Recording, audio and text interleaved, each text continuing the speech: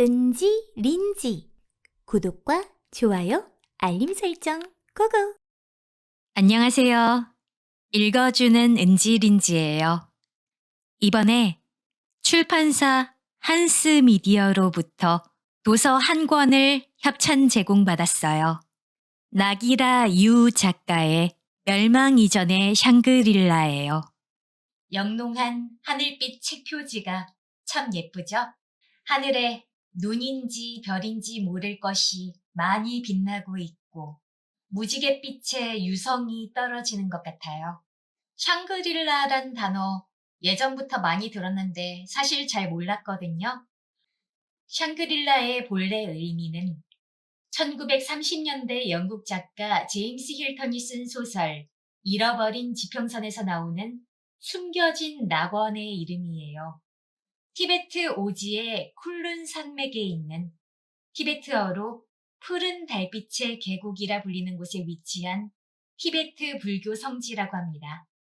이 세상 그 무엇보다 그 어떤 장소보다 아름다우며 땅에는 풍부한 금광이, 대기에는 장수하게 해주는 성분이 있는 지상 낙원입니다. 종교와 언어에 관계없이 이 세상의 근원적인 지혜를 탐구할 수 있는 곳이에요.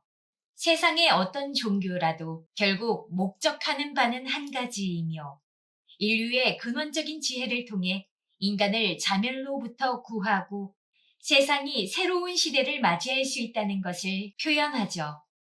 일반적으로 샹그릴라는 신비롭고 아름다운 산골짜기나 그런 장소를 비유하는 말로 쓰이며 세계적으로 유명한 샹그릴라 호텔의 이름도 여기서 따왔다고 해요. 현재 영어권에선 동양의 전설 등에서 전해지는 신비스런 낙원, 이상향을 포괄적으로 칭하는 단어가 되었습니다. 그래서 이 제목의 샹그릴라나 책 표지에 있는 성이 있는 아름다운 공간이 속 주인공들이 꿈꾸는 이상향, 신비스런 지상 낙원을 표현하고 있는 것 같아요. 한스미디어 담당자분이 책과 함께 한스미디어의 다른 도서들과 관련되어 보이는 폴더, 테이프 등 굿즈도 함께 주셨어요. 아기자기한 선물 감사드려요. 이 소설을 쓴 나기라 유 작가님을 소개해 드릴게요.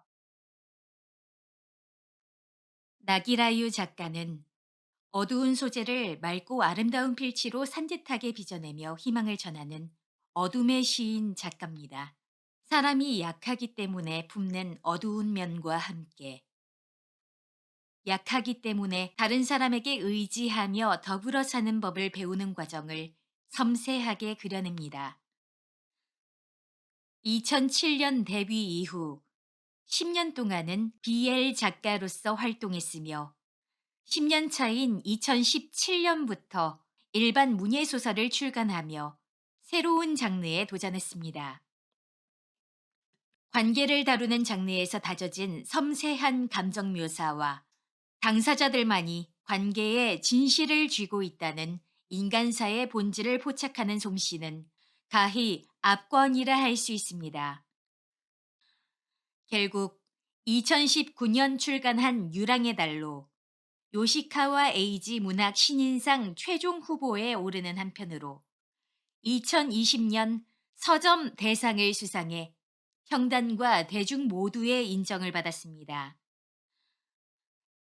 2020년에 발표한 대표작 멸망 이전의 샹그릴라는 소혹성 충돌로 지구 멸망이라는 익숙한 소재를 독창적으로 다루며 인생의 실패자들이 멸망을 계기로 혐오했던 자기 삶을 마주보는 과정을 현실적이고도 희망적으로 그려 2연속 서점대상 최종 후보에 올랐습니다. 내일 세상이 끝난다고 해도 희망을 품고 사는 사람의 이야기입니다. 여러분의 앞길에도 희망이 가득하길 바랍니다. 나기라 유 작가의 말입니다. 책을 받고 책 인쇄 발행과 담당자 연락처가 있는 뒷면을 봤는데요. 여길 보니 아는 사람 이름이 있더라고요. 한스미디어의 마케터 분이 읽어주는 은지린지 채널을 발견하시고 따로 연락을 주셨는데요. 알고 보니 이 회사의 편집자로 일하고 있는 사람이 제 고등학교 절친 친구의 친동생이더라고요. 이 동생이랑도 친분이 있는 편이라서 요즘도 같이 여행도 가고 서로 집에 초대도 하는 사이거든요. 다시금 케빈 베이컨의 6단계의 법칙을 깨달으며 세상 참 좁다고 신기해했어요. 마침 책 안에 삽지, 속지로 이 책의 편집자인 아는 동생이 편집자의 편지를 썼더라고요.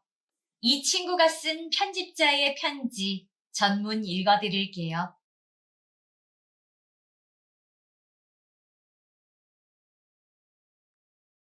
멸망 이전의 샹그릴라 편집자 S의 편지.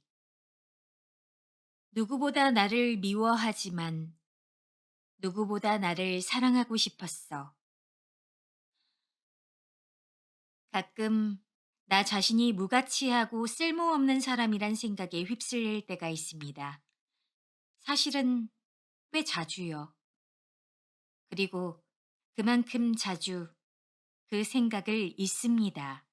잘 있는 덕분에 어떻게든 살고 있다는 생각을 종종 합니다. 그래도 한밤중 견디기 힘들 정도로 자기 비하가 몰려오는 순간이 있어요. 그럴 땐 죽음에 대해 생각해 보곤 합니다. 딱히 이렇다 할 답은 없고, 이렇게 살다가 죽겠지. 죽을 때까지 이렇게 살아도 뭐 어때 하는 체념 반 위안 반, 제멋대로 상반된 생각을 하다가 잠이 들어 누군가에게 혼나는 꿈을 꿉니다. 멸망 이전의 샹그릴라는 이 죽음이 바로 코앞에 닥친 이야기입니다. 멀리에 있을 때 적당히 애매하고 흐릿한 기준점 같던 죽음이 갑자기 한 달 후로 선명해집니다.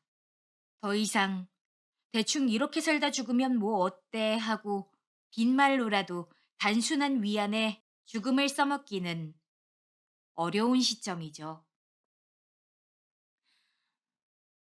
이 책의 주인공들은 저처럼 감수성과 불안이 폭발하는 한밤중만이 아니라 일상에 체념이 가득한 사람들입니다.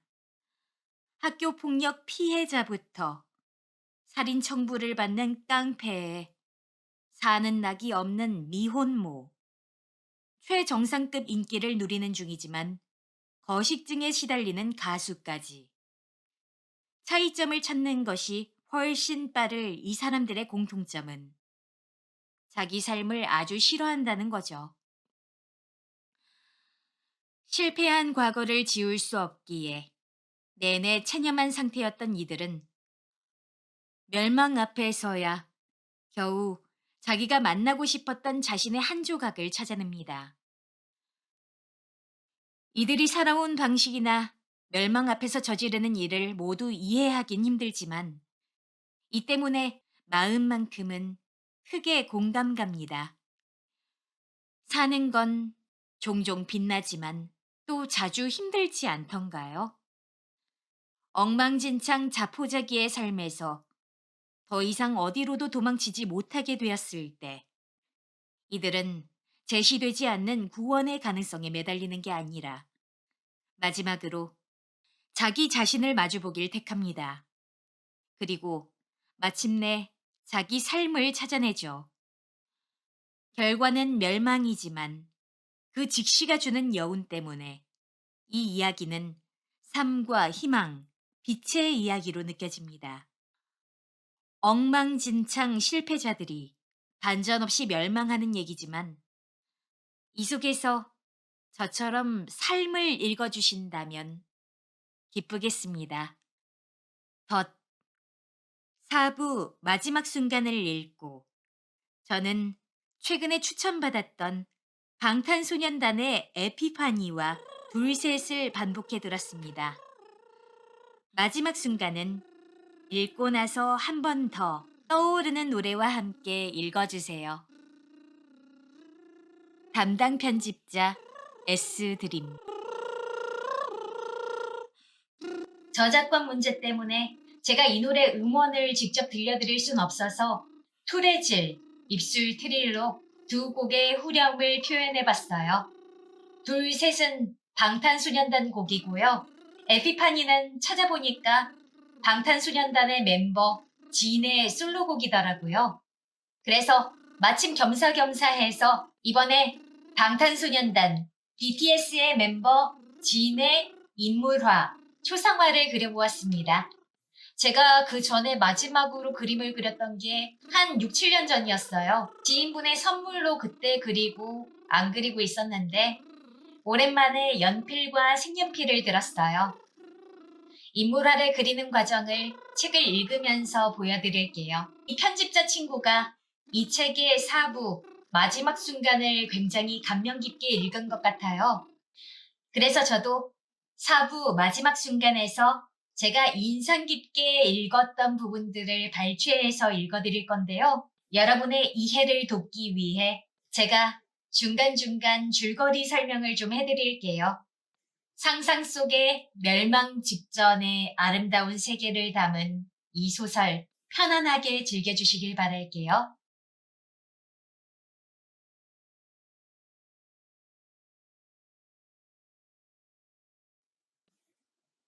멸망 이전의 샹그릴라. 나기라 유. 4부 마지막 순간의 주인공은 야마다 미치코입니다. 미치코는 오사카에서도 별로 치안이 좋지 않은 동네에서 태어났어요. 그리 유복하지 않은 서민층 가정에서 부모님의 사랑을 많이 받으며 자랐어요. 중학생이 된 미치코는 소꿉친구 포키의 제안으로 또 다른 친구들 나오, 요친과 함께 밴드를 결성합니다. 미치코는 밴드 친구들과 함께 고등학교 2학년 여름방학 전에 중고생 한정 밴드 콘테스트에 참가합니다. 도쿄에서 열린 밴드 경연에서 연예기획사 스카우트 담당자인 다카토란 사람이 미치코에게 접근합니다. 미치코가 연예인이 될 기회를 잡으면서 제1장 야마다 미치코 시절은 끝이 나요. 그리고 제2장 아이돌 사쿠라바 미사키라는 암흑기가 시작돼요. 미치코는 당연히 밴드 음악을 하고 싶었지만 예명 사쿠라바 미사키와 함께 귀여운 이미지의 롤리타 아이돌 밴드 멤버가 됩니다. 대중의 관심을 끌기 위해 노출을 감행하며 활동을 하지만 미치코가 속한 아이돌 밴드 레비스타 라비린스는 전혀 뜨지 못합니다. 레비스타 라비린스의 재계약이 무산된 뒤에 어째선지 다른 한 멤버 혼자만 개인으로 계약을 갱신합니다. 알고 보니 그 멤버는 매니저인 다카토 씨에게 성상납을 해서 계약을 갱신할 수 있었던 거예요. 참혹한 연예계 초년생 시절을 보내며 제2장 사쿠라바 미사키 시절도 끝이 납니다. 그리고 제3장 빛의 홍수라고 할 로코 시대의 막이 열립니다. 사쿠라바 미사키가 끝난 뒤 미치코는 연예계 사람들이 드나드는 고급 클럽에서 아르바이트를 합니다.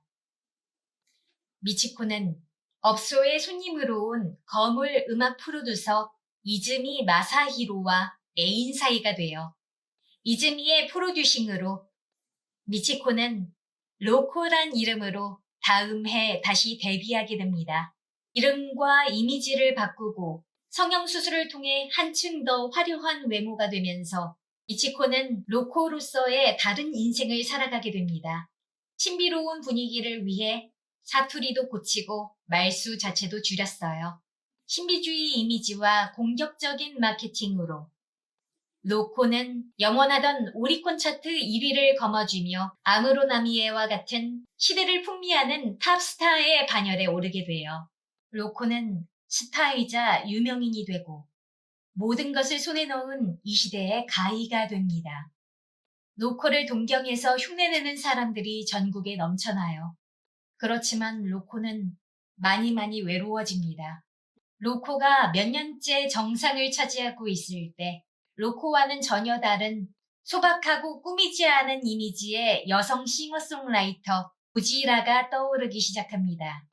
로코는 고지라뿐 아니라 로코를 위협하는 모든 신인 아티스트를 경계하고 싫어해요. 로코의 불안은 나날이 커져가고 로코는 스트레스를 먹는 걸로 풀기 시작합니다. 그러다 은수저의 둥그런 부분으로 혀 안쪽을 누르며 구토를 하는 버릇이 생겨요. 그렇게 로코는 거식증에 걸리게 됩니다. 그러던 중 로코는 애인인 프로듀서 이즈미의 외도를 알게 됩니다. 이즈미의 외도 상대는 신인 모델인 에이미예요. 이즈미의 외도에 대한 복수로 로코는 유부남인 인기 배우와 바람을 핍니다. 그러다 그 배우와 로코가 키스하는 모습이 찍힌 주간지 기사 견본을 입수하게 돼요. 로코는 친한 친구인 포치에게만 그 배우와 사귄다고 얘기했기 때문에 친구인 포치가 주간지에 자신의 불륜을 팔았다고 오해하게 됩니다. 어느 날 저녁, 로코와 이즈미는 조에 누워 샴페인을 마시며 함께 대화를 나눕니다.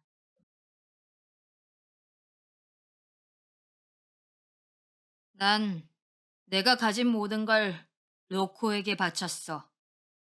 그건 알고 있지? 촌티를 영 벗지 못하던 널 발굴해서 로코로 만들어준 건 나야. 그렇다. 이즈미는 언제나 내게 복종하는 기사처럼 행동했다. 하지만 실제로 나를 어떻게 할지는 창조주인 이즈미의 마음에 달렸다.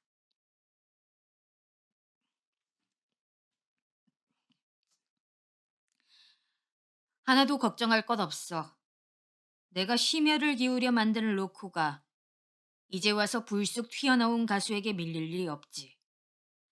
내겐 이미 내 힘은 필요 없어.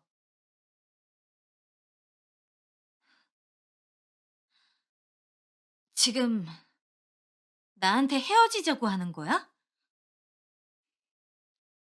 시작이 있으면 끝이 있는 법이야. 공주님은 언제나 우아하게 행동해야지. 난 지금도 공주님이야? 외모, 성격, 가슴 크기, 키, 사회적 지위, 돈, 무엇을 사랑할지는 개인의 자유다. 이즈미는 여자의 재능이나 가능성을 사랑하는 남자였다. 그것이 바닥나면 관계는 끝난다. 이즈미가 사랑한 나의 재능은 바닥나 버린 걸까? 적어도 더는 성장할 가망이 없다고 판단했으리라. 그리고 여자로서만은 사랑받을 가능성이 없다는 것을 확실히 깨달았다. 계단을 오르고 또 올라 더는 올라갈 수 없는 곳까지 왔다. 상식적으로는 행복의 절정일 텐데. 나는 모든 것을 잃은 기분이다. 물론 단순한 피해망상이다. 내겐 돈이 있다. 가희로서의 재위 기간도 남아있다. 지금 당장 추락하는 것이 아니다. 그저 천천히 몇 년에 걸쳐 추락할 뿐이다. 시야가 훅 어두워지며 좁아졌다. 빈혈이다. 눈을 감고 입속으로 괜찮다고 중얼거렸다. 일단 믿을 수 있는 친구와 애인을 만들자. 그런데 친구는 어떻게 만들더라? 연애는 어떻게 하는 거였더라? 내게 다가오는 사람은 모두 다정하다. 하지만 그런 사람을 나는 누구 하나 믿을 수가 없다. 가끔 생각한다. 그저 꿈을 좇을 때가 즐겁지 않았나? 자유로웠고 친구도 많았다. 하지만 바로 부정했다. 얼굴도 말투도 부모도 동료도 전부 잃은 대가로 모든 것을 손에 넣은 끝에 나온 답이 그거라면 너무하다. 있지, 이즈미. 어? 내 불륜 특종 제보한 거 당신이야? 설마. 부정하는 타이밍이 너무 빨랐다. 아, 그런가? 그랬구나. 나는 웃었다. 호치, 의심해서 미안. 역시 나는 바보야. 이런 순간에도 이즈미의 손은 나를 뒤에서 다정하게 감싸고 있다. 어떻게 그럴 수 있을까? 나는 거품으로 가득한 욕조에서 일어나 옆쪽 미니 테이블에 놓인 샴페인 병을 손에 쥐었다. 건배. 샴페인이 들어있는 무거운 병을 천천히 거꾸로 들었다. 찰박찰박 비싼 술이 머리 위로 쏟아져 나를 적셨다. 나는 얼이 빠져 있는 이즈미의 머리에 병을 휘둘렀다. 묵직한 충격이 느껴졌다. 반동을 견디지 못하고 병을 바닥에 떨어뜨렸다. 이즈미의 목이 앞으로 푹 꺾였다. 불가능한 각도로 꺾인 목이 흉물스러웠다. 순백의 거품에 붉은 빛이 스멀스멀 퍼져간다. 나는 욕조에서 나와 바닥에 굴러다니는 병을 주워 그대로 입을 대고 남아있는 샴페인을 마시며 거실로 돌아갔다. 벌거벗은 채 푹신한 카펫 위에 책상 다리로 주저앉아 비싼 샴페인이 뚝뚝 떨어지는 머리카락을 늘어뜨리고 식어서 굳어버린 카르보나라를 손으로 집어먹었다. 빨리 위를 채우자. 배가 부르면 쓸데없는 걱정은 사라진다. 로코가 검을 프로듀서 애인을 죽였다니 불륜 열애 보도는 콧방귀감이다. 온 나라가 발칵 뒤집힐 것이다. 정체 모를 공포가 풍선처럼 부풀어 나는 카르보나라를 입에 쑤셔 넣은 채로 로스트 비프에 손을 뻗었다. 이즈미를 죽인 로코는 일단 욕조에서 이즈미를 끌어낸 후 오랜 시간 잊고 있었던 예전의 자신 미치코를 만나 화해를 합니다. 텔레비전을 켜자 모든 채널에서 수상이 회견을 하며 긴급 특별방송을 하고 있었습니다. 속보를 보니 한 달 뒤에 지구의 소혹성이 충돌해 대부분의 인류가 죽는다고 보도합니다. 매니저에게 전화했지만 매니저는 시골의 아버지가 혼자 계신다며 연락이 두절됩니다. 로코는 이즈미의 다리를 붙잡고 지금까지 받은 수많은 트로피와 짐들이 쌓여있는 창고로 쓰는 방으로 이즈미를 끌고 갑니다. 그리고 그대로 두면 시체가 더 빨리 썩을 것 같아 에어컨 냉방을 최저 온도로 설정해둡니다. 날이 지나갈수록 TV에는 나오지 않는 채널이 더 늘어가고 그나마 버티고 있는 방송국에서는 소혹성 뉴스밖에 하지 않습니다. 대중교통의 거의 모든 노선이 운행이 중단되고 무법자들이 약자들을 노리고 있으며 많은 사람들은 보다 안전한 곳으로 피난을 떠납니다. 스타가 된 딸로 가족들에게 물주 역할만 해온 미치코는 망해가는 세상을 바라보며 허무한 감정만 듭니다. 내가 선택해온 것들이 전부 틀렸다고 생각하진 않는다. 어렸을 때 피아노를 배우고 싶다고 했는데 받은 것은 멜로디언이었다. 우리 집은 유복하지 않았다. 하지만 멜로디언을 불던 미치코는 행복했다. 포치와 친구들과 밴드를 했던 미치코도 즐거웠다. 명확한 분기점은 다카토시에게 스카우트 되었을 때일까? 하지만 그 순간도 행복했다. 그렇다면 이즈미와 만났을 때일까? 아니, 그때도 행복했다. 모르겠어. 모르겠어. 모르겠어. 베란다에 웅크려 울고 있으려니 사흘 내내 입고 있는 잠옷 주머니 속에서 스마트폰이 울렸다. 매니저일까 하고 화면을 보니 포치라고 표시되어 있었다. 미치코! 통화 단추를 누르자마자 포치의 목소리가 고막을 울렸다. 미치코, 나야. 너 살아있어? 괜찮아? 살아있어. 아, 다행이다. 이제 얘기 못할 줄 알았어. 나 계속 스마트폰 갖고 있었는데 이쪽 스마트폰이 목통이었어. 어느 멍청이가 전봇대를 박아서 정전 지옥이야. 무라카미 아저씨가 전기를 몰래 끌어와서 겨우 버티고 있어. 뭔지 모르겠지만 아직 살아있는 다른 전선하고 연결했대. 그냥 손버릇 나쁜 아저씨인 줄 알았는데 깜짝 놀랐어. 머릿속에 무라카미 아저씨가 떠올랐다. 옛날부터 뭐든 훔치는 아저씨였는데 돈이 있는데도 미니 초콜릿을 훔쳤을 땐 이해할 수가 없었다.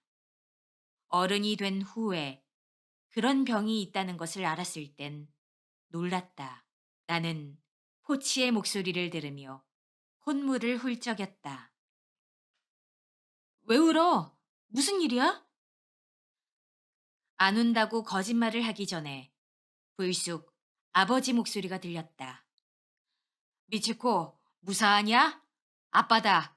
정전으로 우리 모두 스마트폰 배터리가 나갔어. 혼자서 무서웠지? 연락이 늦어서 미안했다. 방금 전엔 코치가 자기가 꼭 먼저 얘기하겠다고 해서. 미치코, 엄마야. 너 빨리 여기로 돌아와.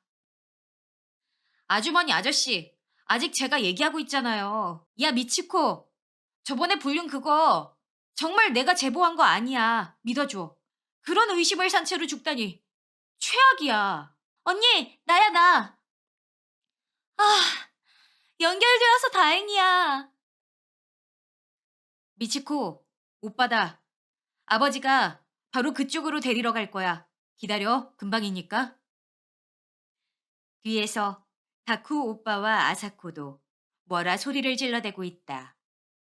다들 목소리가 커서 오히려 무슨 말을 하는지 모르겠다. 베란다에 들어놓은 채로 나는 하염없이 안도의 눈물을 흘렸다. 사흘 걸려서 아버지와 포치가 차를 끌고 도쿄로 데리러 와 주었다. 고속열차도 전철도 이미 멈추었고 도로도 꽉 막혀서 도착까지 예상보다 시간이 더 걸렸다고 한다. 현관을 열자마자 아버지가 얼싸안았다. 살아 있었구나. 뼈만 남았잖느냐 하고 귓가에서 고함을 친다. 아버지 어깨 너머로 울고 있는 포치가 보였다. 나도 울고 있었다.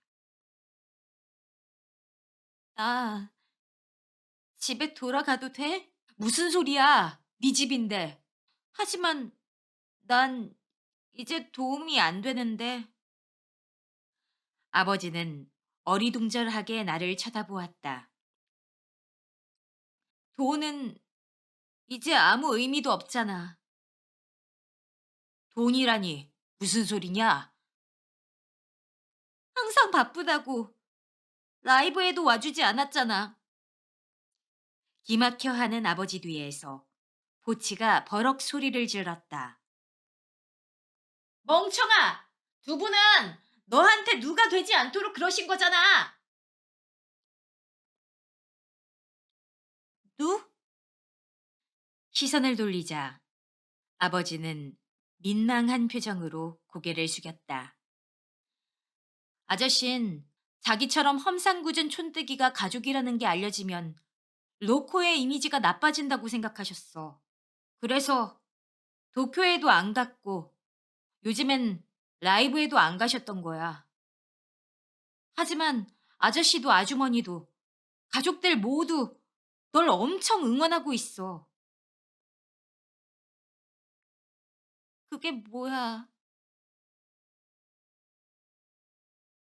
비난 어린 시선으로 아버지를 쳐다봤다. 난 그런 생각은 해본 적도 없었다. 미치코, 인터넷에서 악플 많이 받았잖아. 로코는 경력을 공표하지 않았다. 하지만 요즘 시대에 연예인의 과거는 졸업 앨범도 스냅 사진도 친구와의 추억도 모조리 폭로당한다. 하물며 내게는 사쿠라바 미사키 시절이 있다. 하늘거리는 미니스커트를 입고 팬티를 내보이며 춤을 추던 사진도 인터넷의 바다에 넘실거린다. 나나 엄마 사진도 나돌아서 촌스럽네, 험상궂네, 야쿠자 출신이네 하는 거짓말까지 달렸잖아. 로코의 이미지가 망가졌다느니, 이제 팬을 그만두겠다느니 하는 글을 인터넷에서 보고 애쓰는 미치코에게 미안해서. 미치코 너를 위해서 더 품위 있게 행동하기로 결심했어. 시무룩하게 어깨를 늘어뜨린 아버지는 처음 본다. 만날 때마다 네가 왠지 점점 멀어지는 것 같아. 그것도 섭섭했고. 그건 알고 있었다. 부모님께 받은 얼굴에 손을 대고 말투도 동작도 표정도 바꾸어 로코가 되는 동시에 미치코를 버렸다. 가족들은 한 번도 그것을 타박하지 않았다. 미안, 아빠. 자연스레 오사카 사투리가 튀어나왔고 나는 꺼이꺼이 울었다. 항상 고독했다. 그 고독이 나의 욕망에 기인한 자업자득이라 해도 나는 고독했다. 집으로 돌아갈까? 아버지의 말에 나는 눈물에 얼룩진 얼굴로 힘차게 고개를 끄덕였다. 여행 가방에 일용품을 넣는 사이 아버지는 귀중품이라며 다른 여행 가방에 팬트리에 식료품을 담았다. 포치는 굉장하다며 집을 구경했다. 어이, 미치코! 잠깐 이리 와봐! 포치가 부르기에 아버지와 복도로 나갔다.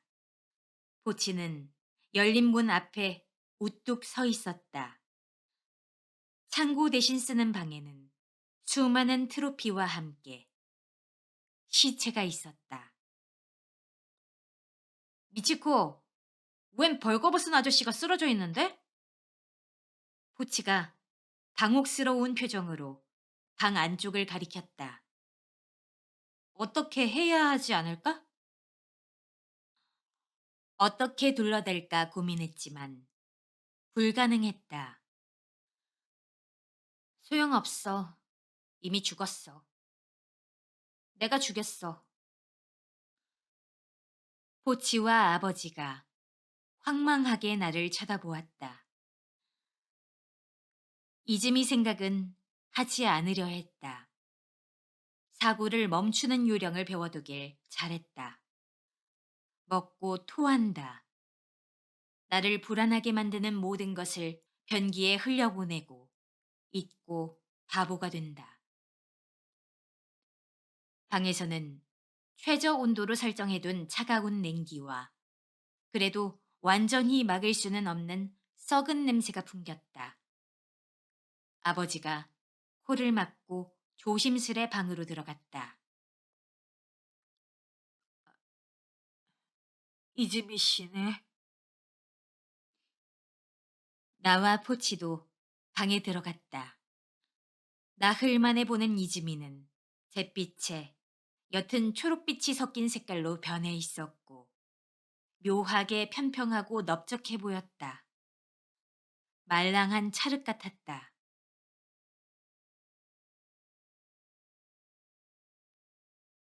왜 이렇게 됐어? 아버지에게 이즈미는 나를 키워준 은인이자 딸의 애인이란 자리에 있었다. 나는 이유를 말해야만 한다. 범인은 동기를 고백해야 하는 법이다. 무엇부터 얘기해야 할까 고민하는데 아버지가 웅크리고 앉아 두 손을 모았다. 이즈미 씨, 용서해 주시게. 나도 곧 그리로 갈 테니 그때 제대로 사과하겠소. 손뼉을 두 번 친다. 그건 조문예법이 아닌데 하고 생각하고 있으려니 그럼 갈까? 하고 아버지가 일어섰다. 포치도 손뼉을 두 번 치고 명복을 빈다며 고개를 숙였다. 두 사람 다 어째서 이렇게 차분할까? 한마디도 나를 탓하지 않고 그저 상황을 받아들이고 있다. 출발 준비를 마치고 셋이서 집을 나섰다. 소동이 벌어진 뒤로 처음으로 밖에 나왔다. 맨션 출입구를 나서자 요란하게 장식된 트럭이 서 있었다. 이걸로 왔어? 전구 장식이 달린 트럭에는 위험한 단체의 스티커가 붙어 있었다. 이런 게 아니면 안 될 것 같아서. 고개를 갸웃거리는 내게 아랑곳 없이 아버지는 짐을 트럭 짐칸에 실었다. 어서 가자고 재촉하는 포치를 따라 차에 올라타 오사카로 출발한 지 얼마 되지 않아. 나는 눈을 휘둥그레 떴다. 이게 뭐야? 차체가 높은 트럭 앞유리 너머로 보이는 풍경은 내가 아는 도쿄가 아니었다. 화려한 가로수길, 대로변의 명품관 쇼윈도는 전부 무참히 박살나 있었고 거리 여기저기에 사고 차량이 방치되어 있었다. 그 자네들을 피해서 달리는 사이 이 요란한 트럭을 몰고 온 이유를 알았다. 이거라면 누가 시비를 걸지도 않을 테고 조금 들이받쳐도 괜찮다. 봤어? 지금 사람이 쓰러져 있는 것 같았는데? 사람이겠지. 운전석의 아버지와 창가 자리에 앉은 나 사이에 끼어 있는 포치가 대답했다. 트럭이라 뒷좌석이 없는 대신 앞에 세 명이 앉을 수 있다. 포치는 무표정하게 말을 이었다. 치우는 사람이 없으니까 사고 차량도 사람도 그냥 굴러다녀. 핏기가 가셨다. 거리 곳곳에서 연기가 피어오르는 광경을 베란다에서 봤는데 소동이 벌어지고 있다는 사실을 인터넷으로 봐서 알고 있었는데 나는 이제야 충격을 받았다. 오사카에서 도쿄까지 두 사람은 내내 이런 풍경을 봤던 것이다. 시체도 계속 보니 익숙해지더라. 마비된다고 할까? 그래서 이즈미를 봐도 별로 놀라지 않았다고 포치가 말했다. 나도 안다. 아무리 무서운 일이라도, 아니, 무서울수록 인간의 뇌는 빨리 적응하려 하는 건지도 모른다. 그것이 가장 쉬운 도피이기 때문이다. 정말 운석이 떨어질까? 차에 들이받쳐 쓰러진 가로수를 바라보며 포치가 혼잣말처럼 중얼거렸다. 우린 정말 죽는 걸까? 대답하지 못하고 잠자코 있자 포치가 커다란 한숨을 쉬었다. 난 역시 아이 얼굴도 못 보겠지. 포치의 아이는 올해 12월에 태어난다. 예정일이 크리스마스라 경사스럽다고 포치와 그의 아내 나미는 기뻐했다. 모든 것이 아득히 머나먼 꿈만 같다. 우리가 저 세상에서 새로 태어난다고 생각하면 되잖아. 아버지가 운전하면서 말했다. 아, 그렇게 생각할 수도 있겠네요. 만날 수만 있다면 이 세상이든 저 세상이든 어느 쪽이든 상관없죠. 딸이라니까 하늘하늘한 드레스하고 리본을 잔뜩 가져가야지. 그럴 줄 알았으면 내 장신구하고 드레스를 가져올 걸. 고마워. 마음만 받아둘게.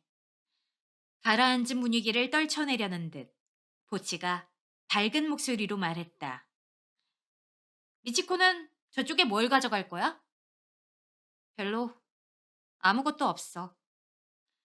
아무것도 없을 리 없잖아. 죽어라 열심히 애썼는데. 그럴까? 난 황폐한 도쿄의 거리로 시선을 돌렸다. 그토록 화려했는데 왠지 허망하다. 내가 모든 걸 잃은 대가로 손에 넣었던 것도 똑같이 무너져 내렸다. 애쓴 보람이 아무것도 없었어. 무언가를 얻을 때마다 무언가를 잃었다. 내가 참가한 게임의 규칙은 알고 있었다. 하지만 그만두고 싶어도 무대에서 내려올 수 없을 줄은 몰랐다. 덤벼오는 적을 상대로 필사적으로 싸워 한 칸씩 전진했다. 옆으로 밀려나기도, 뒤로 물러나기도 했다. 그랬는데 단 하룻밤 사이에 원점으로 돌아왔다. 게임이 끝나버린 걸까? 애썼다는 사실도 이제 아무래도 상관없지만 체념하듯 대화를 끝내자 포치가 그게 뭐냐고 불만스럽게 말했다. 미치코는 옛날이 더 멋졌어. 미안하게 됐네. 나는 웃었다. 지금은 영 꼴사나워. 포치답지 않은 신랄한 말투에 웃음을 거두었다. 그보다 너 너무 성형을 많이 했잖아. 돌아올 때마다 얼굴이 바뀌다니. 네가 무슨 위팽이야? 말투도 닭살 돋고 유일하게 남아있던 근성마저 꺾이다니. 좋은 점이 하나도 없잖아. 아연히 포치를 쳐다보았다. 잔뜩 찌푸린 여벌굴에서 농담하는 기색은 찾아볼 수 없었다. 쭉 그렇게 생각했어? 쭉 그랬던 건 아니야. 하지만 이 녀석 정말 미치코 맞나 의심한 적은 있었어. 실은 미치코인 척하는 다른 사람이 아닐까 하고. 지난번에도 사람을 고자질쟁이로 취급했잖아. 아, 이 녀석 이제 안 되겠네. 근성이 썩었어. 절대 미치코가 아니야. 솔직히 이제 못 봐주겠다고 마음을 접었어. 발밑이 스르르 무너져 내리는 기분이었다. 어렸을 때부터 날 좋아했고 나호와 유친과는 소원해졌지만 포치하고만큼은 계속 친구였다. 시야가 흐려졌다. 아니야, 오해야. 생각만 했다는 거지. 하룻밤 자고 나서 마음을 바꿨어. 남이도 스타는 힘든 거라고. 소꿉친구였으니 이해해주라고 화를 냈고 나도 그렇겠다 싶어서 반성했어. 포치가 실사적으로 위로해 주었다. 눈물로 위로받다니 정말 한심했다.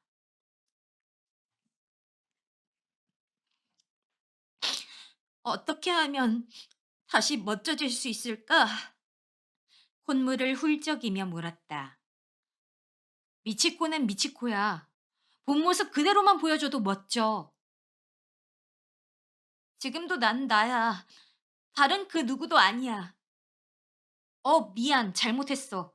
아무것도 모르면서 맘대로 떠들었지? 사과하지 마. 포치는 사실을 말한 것뿐이니까. 아니, 내가 실수했어. 네가 어떤 모습이라도 미치코는 미치코지. 난 미치코가 좋아. 위로를 받으니 더 눈물이 났다.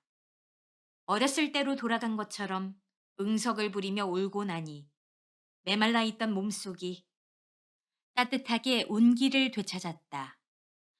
흙 속에 묻혀 겨우 살아있던 뿌리에서 천천히 무언가가 솟아난다.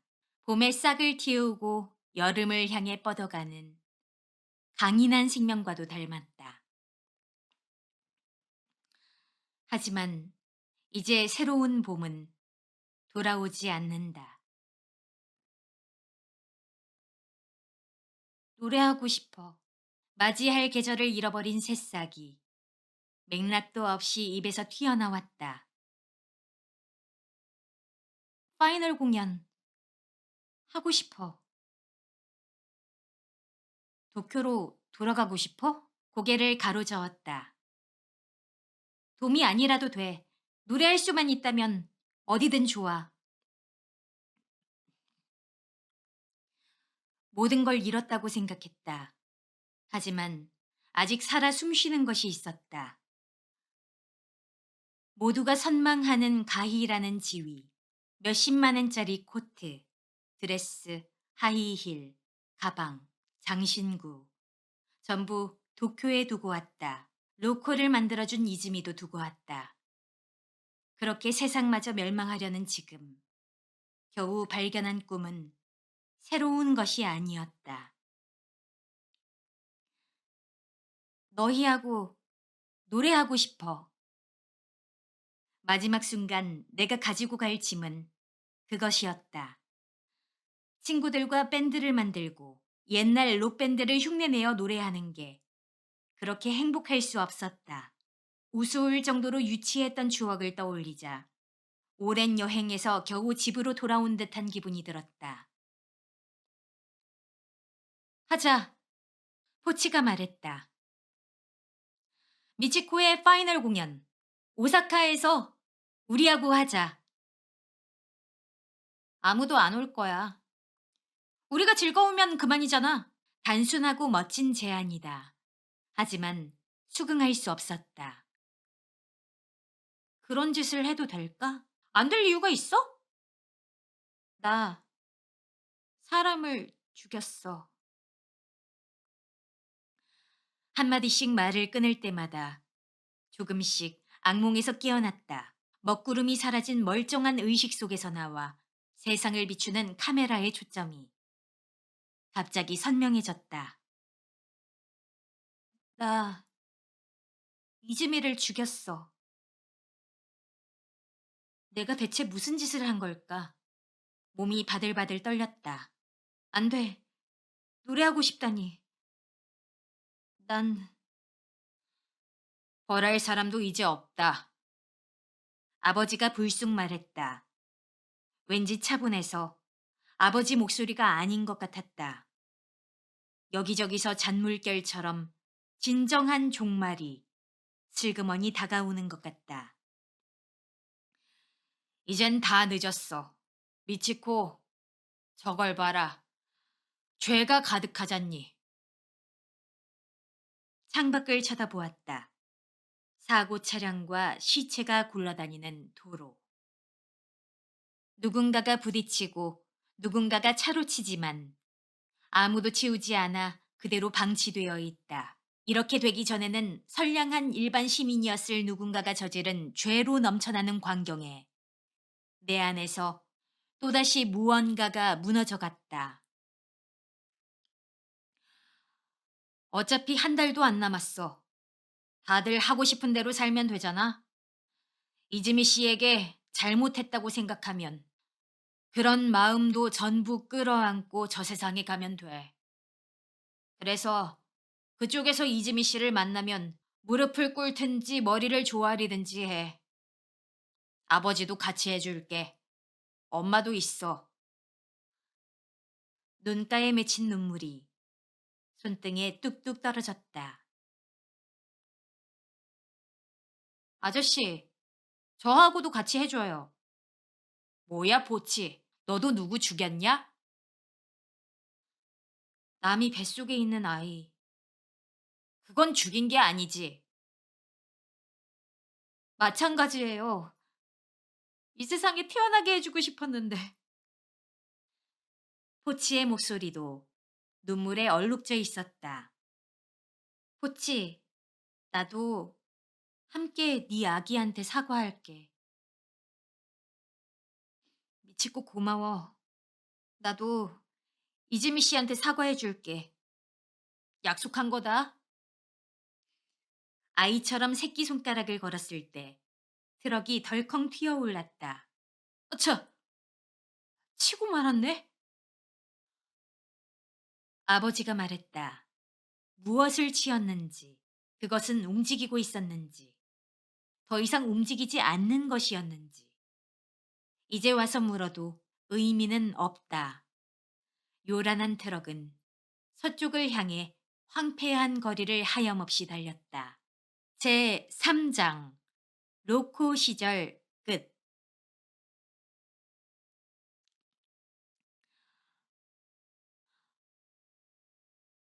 그리고 최종장 설마 했던 야마다 미치코 시대 2가 시작되었다. 오사카로 돌아가는 사흘 동안 몇 번이나 폭주 차량에 부딪힐 뻔했고 실제로 몇 번은 부딪혀서 그 충격으로 몇 사람을 치었다. 운전은 아버지와 포치가 교대로 했는데 아버지보다 포치가 장애물을 술술 잘 피하는 것이 의외였다. 돌아가는 길에 업데이트가 멎어 있던 로코의 인스타그램으로 도쿄 돔 투어 파이널 공연 중지와 마지막 라이브는 인류 최후의 날에 오사카에서 하겠다고 공지했다. 공연장은 마을 회관. 50명만 들어가도 꽉 차는 낡은 건물이다. 로코라면 죽어도 싫다고 고집을 부렸겠지만 야마다 미치코는 아무렇지도 않다. 반대로 그곳에서 하고 싶어 견딜 수 없었다. 관객들도 안 오겠지? 모르는 일이야. 우리 중학생 때부터 동네에선 인기 밴드였잖아. 인류 최후의 날이야. 누가 아마추어 라이브를 들으러 오겠어? 오사카로 돌아가는 길에 잃어버렸던 오사카 사투리가 단숨에 되살아났다. 매끄럽게 입에서 나오는 그리운 말은 나를 자유롭게 해주었다. 이미지를 지키기 위해, 쓸데없는 트집을 피하기 위해, 언제나 남들 앞에서는 우울한 척 침묵했던 로코 시절과는 영딴판이다. 마지막 라이브 공지에는 포치와 함께 V사인을 하는 사진을 올렸다. 눈 깜짝할 사이에 좋아요와 댓글 숫자가 늘었다. 업데이트 고마워. 꼭 갈게. 오사카? 로코와 함께 죽고 싶어. 무슨 곡을 부를지 알려줘. 기쁜 댓글과 함께 욕설도 많았다. 아직 살아 있었어? 누가 가겠어? 분위기 파악 좀 해라. 마지막까지 자아도취녀. 애인 촌스러워. 죽어. 여전히 미치코 인스타는 난장판이네. 포치가 옆에서 들여다보았다. 하지만 기뻐. 죽으라는데? 너도 촌스럽다고 하는데? 내버려둬. 한때 인스타그램을 업데이트하기가 두려웠다. 무엇을 올려도 진창 같은 댓글이 달렸다. 주위에서는 신경 쓰지 말라고 했지만 바보들. 당연히 신경 쓰이지. 하지만 반응하면 지는 거라고 타이르는 말에 애써 마음을 마비시켰다. 무엇을 봐도 고통을 느끼지 않으려고 웃지도 울지도 않았다. 그것이 실수였음을 이제는 안다. 어째서 돌을 맞는 쪽이 고통을 참아야만 하지? 돌을 던지는 쪽이 당연히 나쁜데. 그래도 지금은 날아오는 애정과 증오가 기절할 만큼 기쁘다. 하지만 세상이 이런데 날 의식해주는 사람이 있다는 뜻이잖아. 포치는 조금 황당한 표정을 지었다가 웃었다. 역시 미치코는 그릇부터 스타야. 뭐야 갑자기? 미소라 히바리도 엄청 사랑받았고 엄청 미움받았어. 포치, 미소라 히바리도 들어? 돌아가신 증조 할머니가 좋아하셨는데 그런 말씀을 자주 하셨던 게 생각났어. 증조 할머니? 하긴 미소라 히바리는 쇼와 1926년부터 1989년까지 사용된 일본의 연호로 1989년부터 2019년까지는 헤이세이, 2019년부터 레이와 연호를 쓰고 있다. 쇼와를 대표하는 가이니까 미치코는 헤이세이의 가이지. 그것도 이제 낡았어. 지금은 레이와 시대야. 레이와도 곧 끝나. 미치코가 진정 일본의 마지막 가이야. 마지막 가이. 멋지잖아? 나는 자그맣게 웃었다. 세상이 이렇게 되기 전에 내가 최후에 이룩하고 싶었던 꿈이다. 도쿄에서 달려오면서 깨달은 사실은 도시일수록 황폐하다는 점, 출발 지점인 도쿄가 가장 심각했고 멀어질수록 괜찮아졌다. 하지만 오사카에 들어가자마자 풍경은 세기말로 모습을 바꾸었다. 역시 오사카, 도쿄 못지않은 무법지대로군. 쇼윈도가 깨져 있는 건 당연하고 작은 상점까지 모든 가게에서 약탈이 횡행했지만 지금은 그것도 끝나서 적막함마저 감돌았다. 가져갈 수 있는 건 전부 가져간다더라. 가족 앨범까지 빼앗겼다고 들었어. 그런 걸 어디다 쓰려고? 멍청이가 의욕을 내면 어리석은 짓을 한다니까? 시시한 잡담을 나누며 동네에 들어가자 풍경이 또 바뀌었다. 옛날부터 있던 작은 상점은 그렇다 쳐도 편의점까지 평범하게 장사를 하고 있어 놀랐다. 굉장하지? 주민회에서 직접 지키고 있어. 가게 양쪽에 야구 방망이를 댄 험상궂은 아저씨가 서 있다.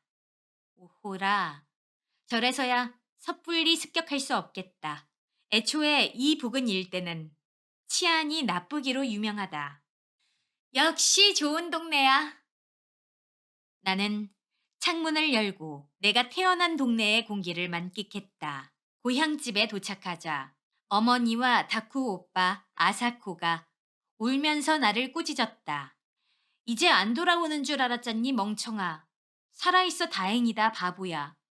멍청한 언니 같으니 다들 나를 끌어안고 귓가에서 소리를 질러대서 고막이 터지는 줄 알았다. 저녁에는 아버지와 어머니, 다쿠 오빠와 새언니, 조카, 아사코, 포치, 사이좋은 이웃들과 무사귀환을 축하하는 스키야키 전골 파티를 벌였다. 와, 엄청 좋은 곡이잖아. 용케 구했네? 무라카미 아저씨가 훔쳐왔어. 어머니가 웃으며 말했다. 무라카미 아저씨는 헤이세이 리팽이네. 이미 레이와지만 뭐든 훔쳐 굉장해. 사람들의 대화를 들으니 돌아왔다는 실감이 났다. 귀환 파티는 밤 늦게까지 이어졌고 나는 도중에 2층으로 올라가 화장실에서 토했다. 자그마한 은수저는 가지고 오지 않았다.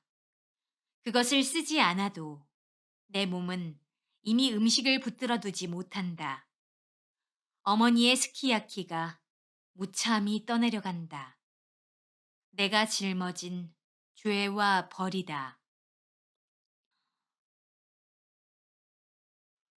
오랜만에 푹 자고 일어나니 포치가 라인 메시지를 보냈다. 오늘은 옛날 밴드 멤버들을 만나러 가기로 약속했다. 로코로 데뷔한 이래로 나우와 유친과는 소원해졌다. 이유는 잘 모르겠다. 그거 진심으로 하는 소리야? 포치가 눈썹을 찌푸렸다. 짐작가는 이유가 있어? 잔뜩 있어 하고 포치가 고개를 크게 끄덕거렸다. 내가 나우의 회사 보너스를 여행 한번 가면 끝나겠네 라고 말한 것. 요칭이 35년 대출로 구입한 자가주택을 그 정도는 그냥 현금으로 사지 라고 말한 것. 둘 다 기억나지 않는다. 그렇겠지. 돈 잘 번다고 엄청 으스댔다고 들었어.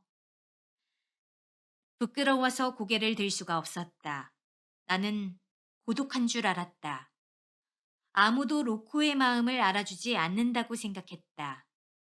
하지만 로코가 사람들의 마음을 헤아릴 수는 있었다. 나는 로코가 되기 전에는 야마다 미치코였으니까.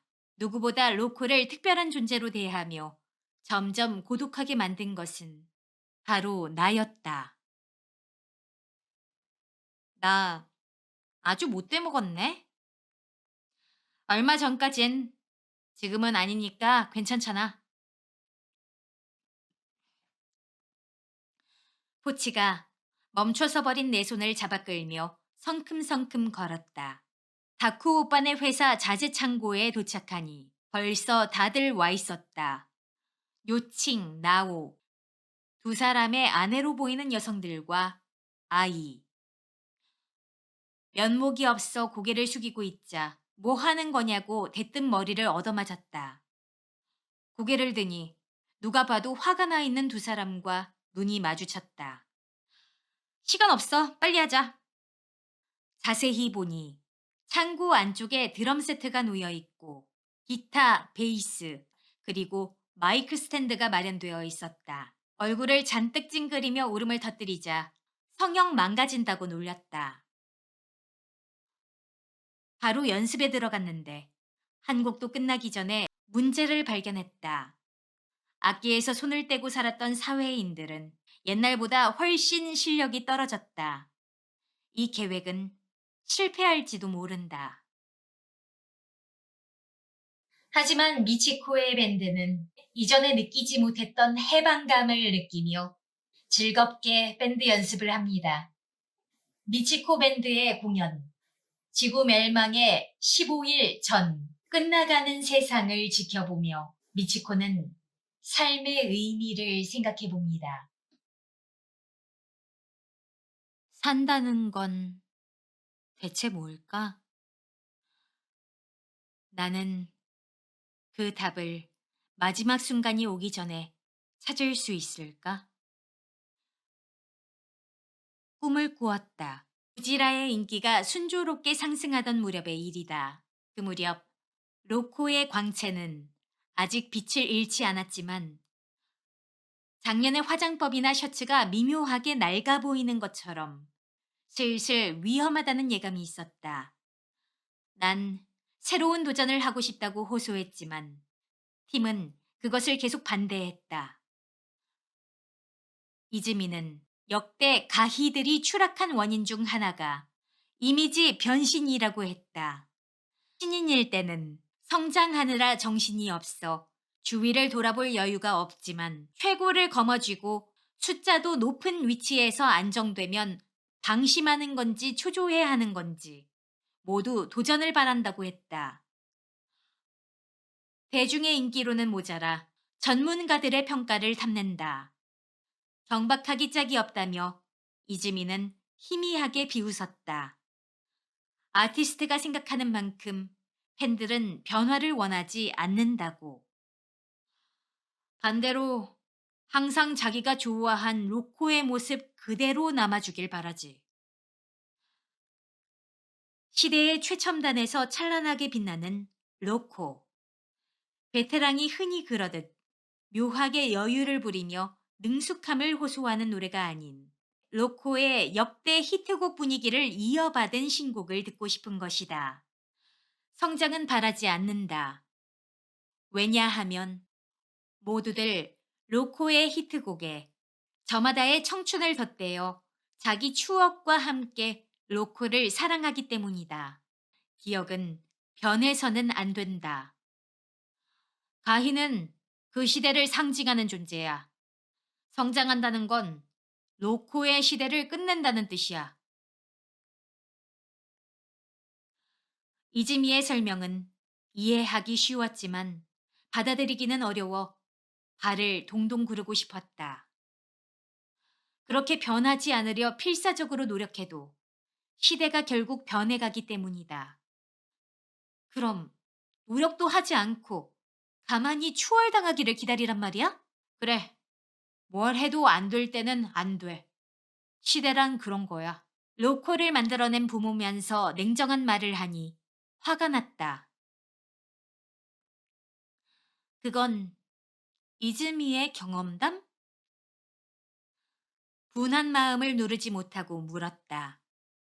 이즈미는 젊었을 때 밴드로 데뷔했지만 무명으로 끝났다는 이야기를 지인에게 들었다. 이즈미는 사실 하드록을 좋아한다고. 이즈미는 다시 밴드를 하고 싶지 않아? 어째서 내 얘기를 하는 거야? 뮤지션의 시선으로 돌아오길 바라는 거야. 사양하겠어. 록이 한물 간 건 다 아는 사실이야. 그렇지 않아. 오리콘에도 쭉쭉 들어가잖아. 텔레비전에서도 자주 보이는 인기 절정의 신인 밴드 이름을 몇 개 들었다. 그런 건 록이 아니야! 갑작스레 언성을 높여서 깜짝 놀랐다.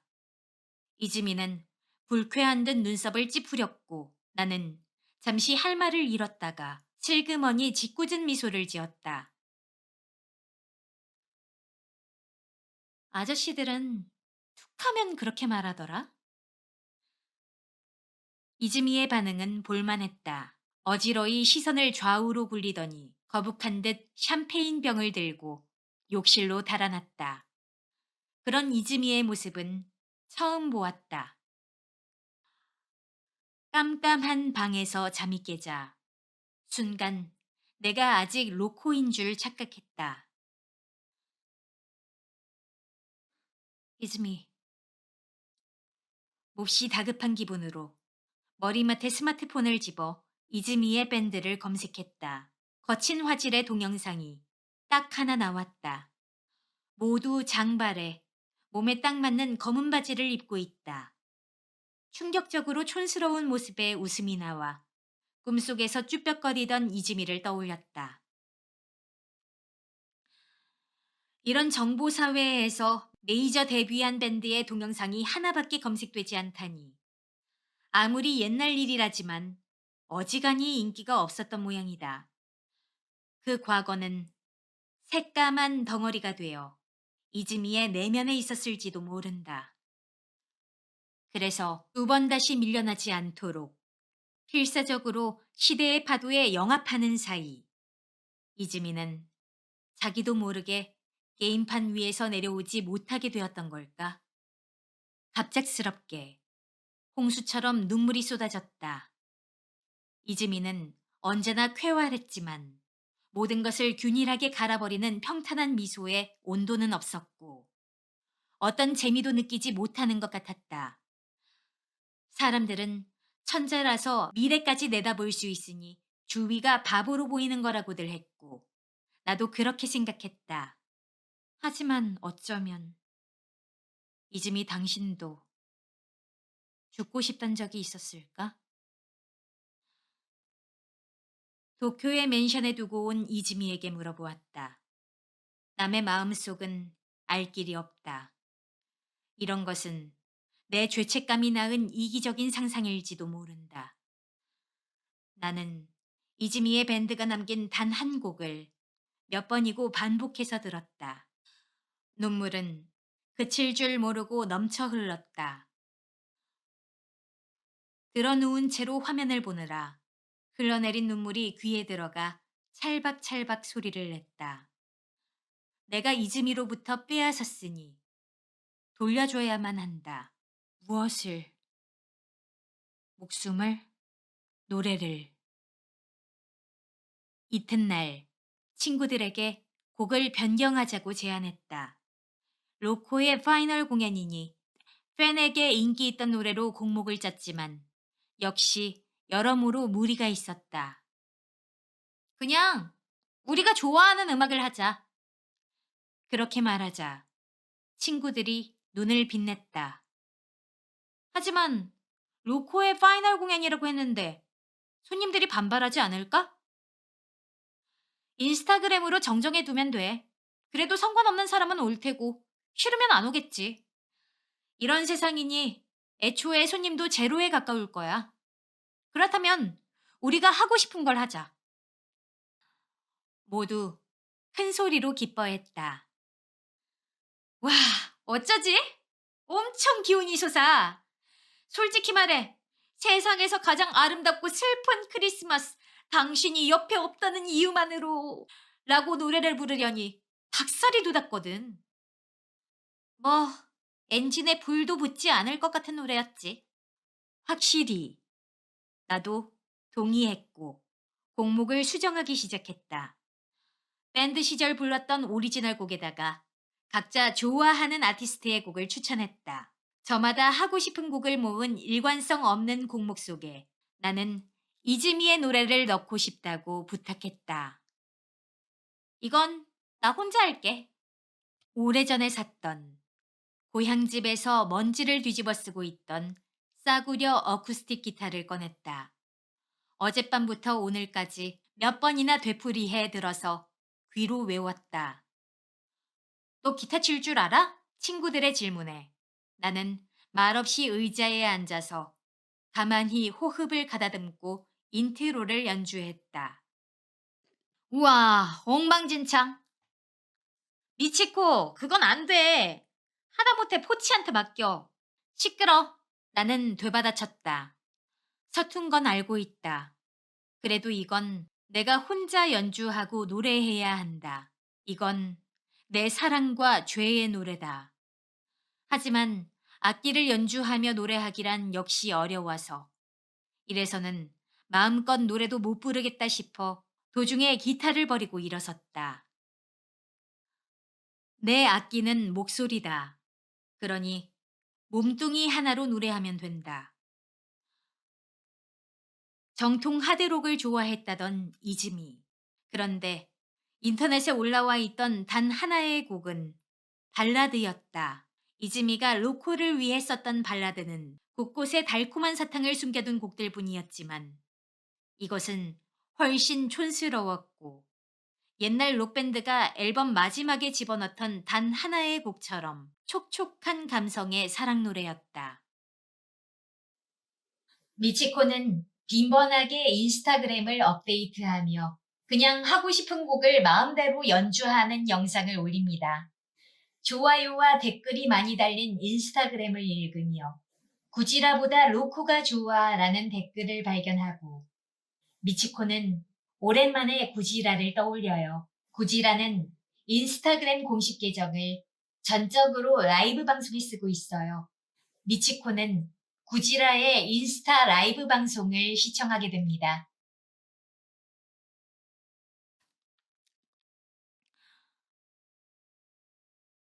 저기 신곡 제목을 알려달라는 댓글이 달렸네요. 제목은 없습니다. 이제 곧 죽을 텐데 제목 좀 안 붙이면 어때요? 그냥 제 노래예요.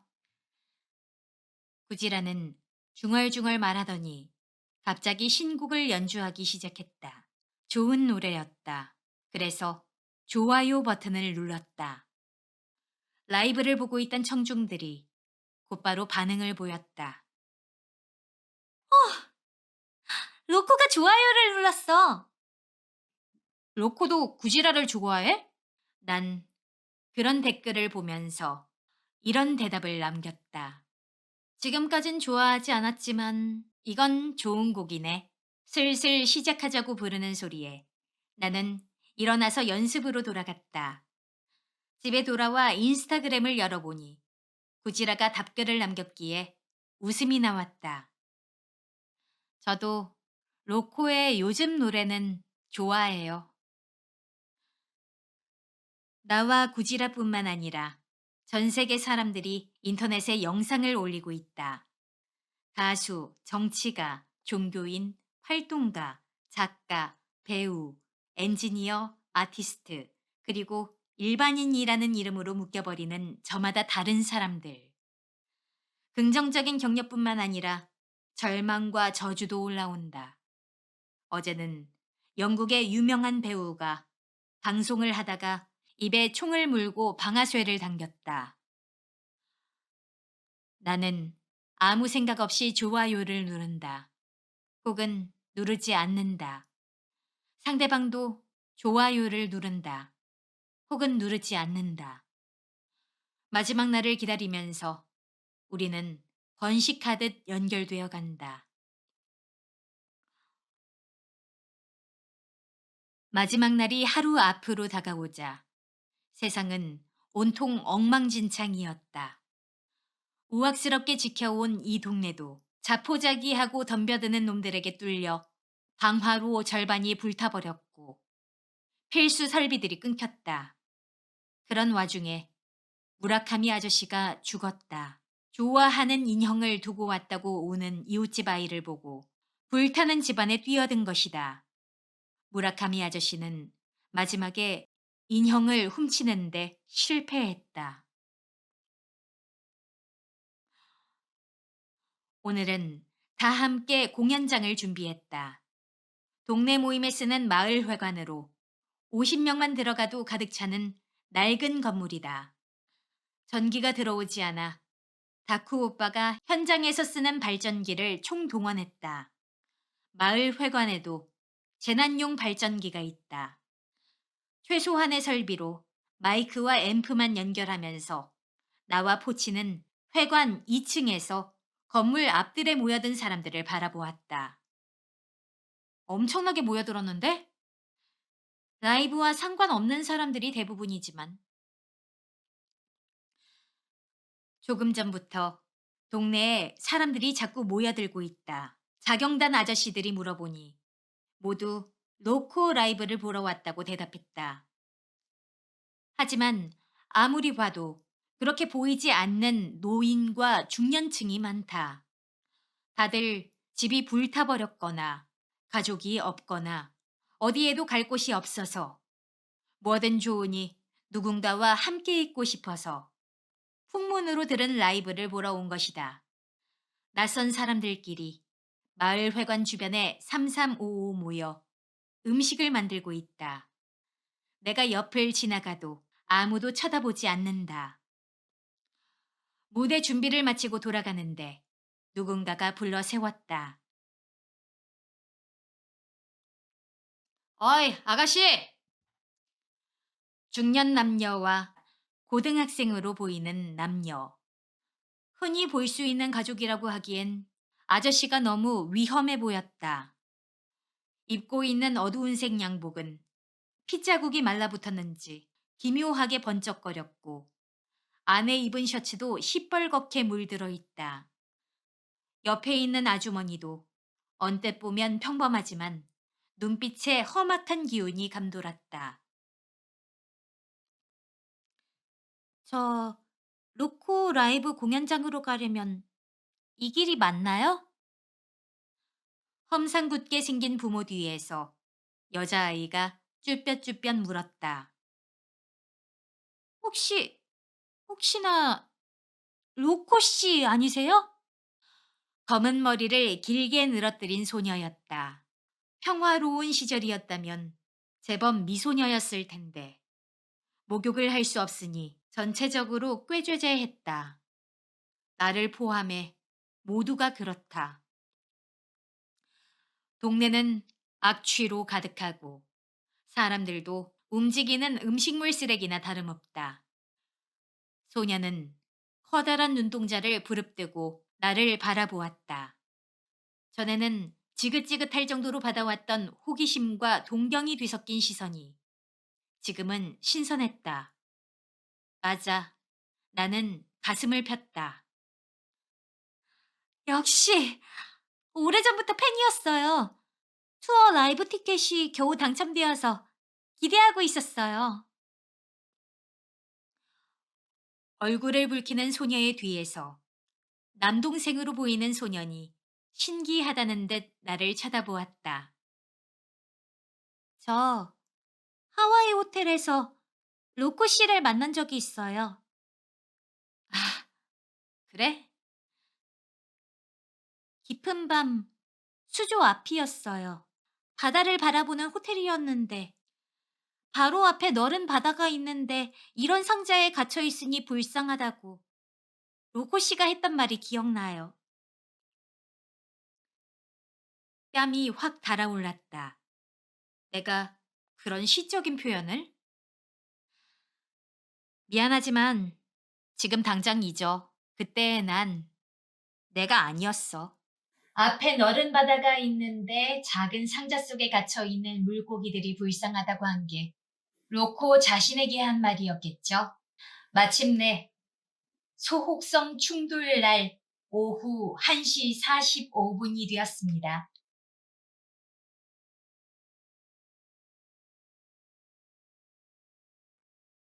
소혹성 충돌은 오후 3시.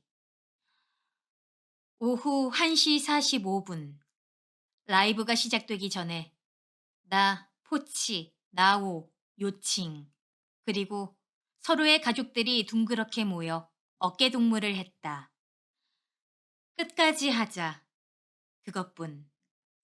할 수 있는 말이 그뿐이었다. 난 기름져서 무거운 머리카락을 높이 묶고 이날을 위해 어머니가 만들어준 드레스를 입었다. 마을회관 2층을 뚫어 만든 무대에 서자 30%의 힘찬 박수와 70%의 무기력한 반응이 맞이해 주었다. 푸른 하늘, 눈 밑에 펼쳐진 앞들에는 낡고 지친 사람들이 있다. 지쳤어. 이제 아무래도 상관없어. 끝날 거면 빨리 끝나버려. 의욕을 한껏 저하시키는 시선에 사쿠라바 미사키 시절이 떠올랐다. 대형 쇼핑몰의 중앙 홀에서 팬티를 드러내며 춤을 추었다. 팬은 한 명도 없었다. 우연히 지나가던 쇼핑객들의 안쓰럽다는 시선. 집에 있을 곳 없는 노인들이 불편한 플라스틱 벤치에서 지팡이를 붙잡고 앉아 있었던 게 생각났다. 포치와 나오가 손가락을 몇 번 튕겼다. 요칭이 스틱을 몇 차례 휘둘렀다. 나는 뒤를 돌아보고 무대라고 부르는 평범한 마을회관 바닥을 둘러보았다.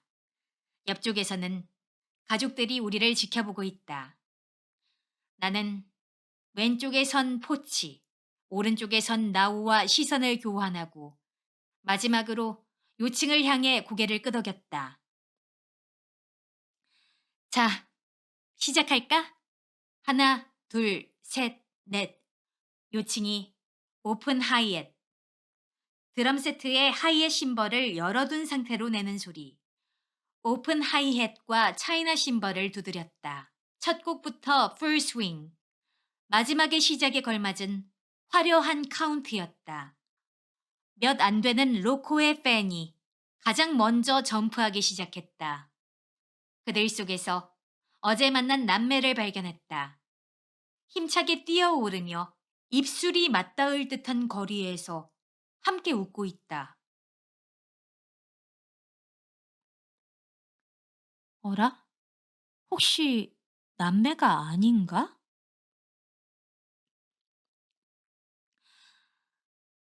아이들 뒤에서 털썩 주저앉은 야쿠자 아버지는 어디서 가져왔는지 유리잔으로 맥주를 마시고 옆에서 어머니가 바지런하게 안주를 챙기고 있었다. 이건 꽃놀이가 아니거든. 나는 낭만 고양이 슬픈 도시를 나는 신이 나서 힘껏 목청을 돋우었다. 옛날부터 목소리가 큰 게 자랑이었다. 싸구려 마이크와 앰프라도 이 세상 끝까지 닿을지 모른다고 착각했다.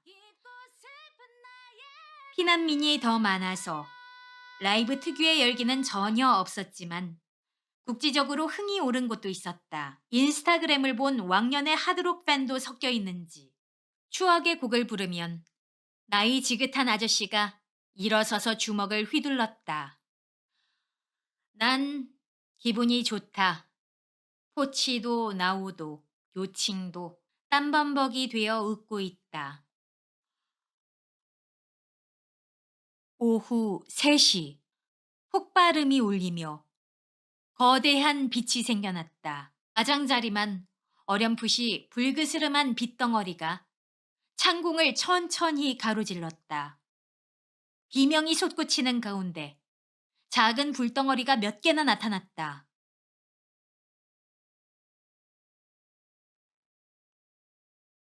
하나가 아니었어? 마이크를 쥔 채로 중얼거리고 말았다.